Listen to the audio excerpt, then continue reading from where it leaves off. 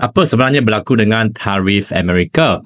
Terdapat banyak informasi di luar sana tentang isu tarif ini, tetapi kebanyakannya sama ada terlalu susah untuk difahami atau bila baca pun rasa tak baca apa-apa.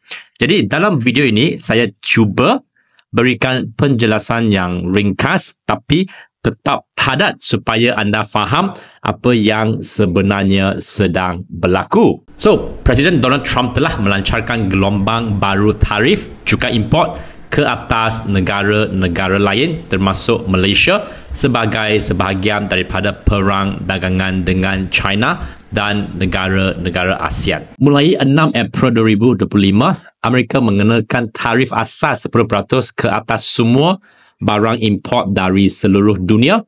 Tarif balas balik reciprocal setinggi 145% ke atas negara yang ada lebihan dagangan dengan Amerika Syarikat seperti China, dan Malaysia dikenakan tarif 24% kecuali untuk sarung tangan dan semikonduktor. Sebelum kita mula nak belajar melabur tapi tak nak buang masa tengok carta, tak nak baca laporan kewangan yang beratus muka surat tu, dan tak nak pening kepala buat kira-kira gila semata-mata nak tapis saham yang ada potensi, guna je aplikasi Value Farm.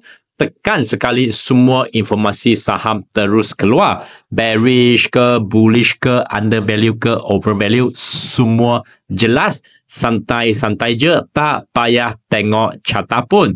Klik link kat bio atau ruang komen untuk join live demo hari ini. Jadi apakah itu tarif? So, bayangkan begini. Anda pemilik kedai di Amerika. Anda beli barang dari syarikat Malaysia dengan harga RM1,000.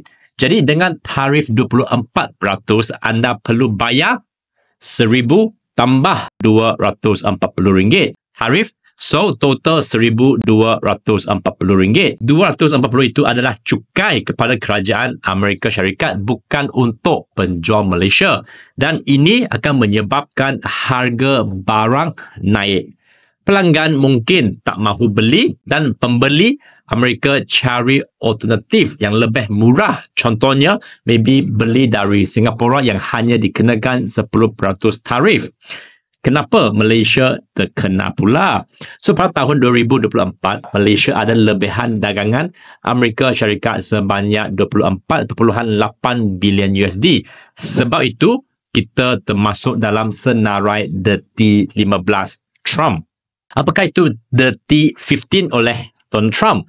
So, The T15 ni ialah nama yang Donald Trump bagi kepada 15 negara yang dia rasa tak adil dengan US.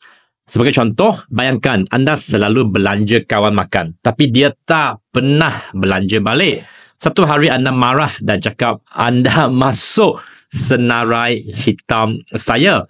Itulah yang Trump buat. So, dia kata, negara-negara ini ambil kesempatan dalam perdagangan. Sebagai contoh, Malaysia mempunyai defisit perdagangan sekitar 24.8 bilion dengan US, menjadikannya antara negara yang dikenakan tarif tambahan. US mengalami defisit perdagangan dan ini juga bermaksud US lebih banyak beli barang dari Malaysia berbanding Malaysia beli dari US. Jadi duit keluar dari US. Mulai 9 April 2025, tarif 24% dikenakan ke atas kebanyakan produk ekspor Malaysia ke Amerika.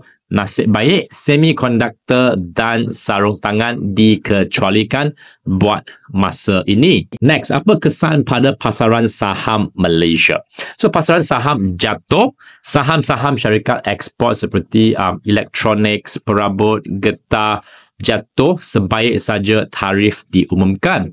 Ini adalah kerana pelabur takut keuntungan syarikat akan merosot. Yang kedua, industri ekspor utama terjejas, E&E, electrics dan electronics, machines dan peralatan produk getah, perabot minyak sawit. So, sebagai contoh, 54.6% daripada ekspor Malaysia ke US adalah produk electronics. Tapi semikonduktor 45.3 bilion ringgit dikecualikan, itu bagi sedikit kelegaan.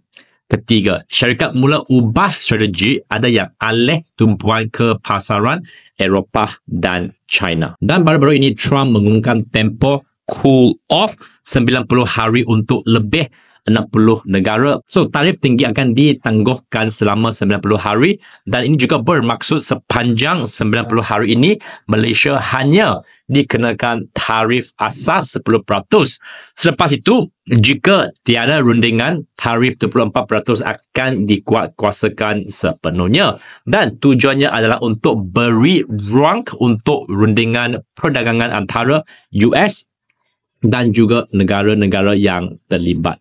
Namun, China tidak termasuk dalam pengecualian ini dan ia kekal dikenakan tarif tinggi sehingga 145% untuk setengah produk.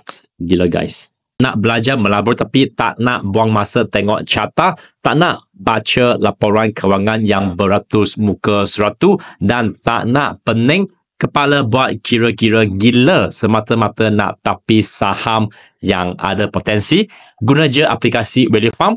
Tekan sekali semua informasi saham terus keluar. Bearish ke, bullish ke, undervalue ke, overvalue, semua jelas. Santai-santai je, tak payah tengok carta pun. Klik link kat bio atau ruang komen untuk join live demo hari ini.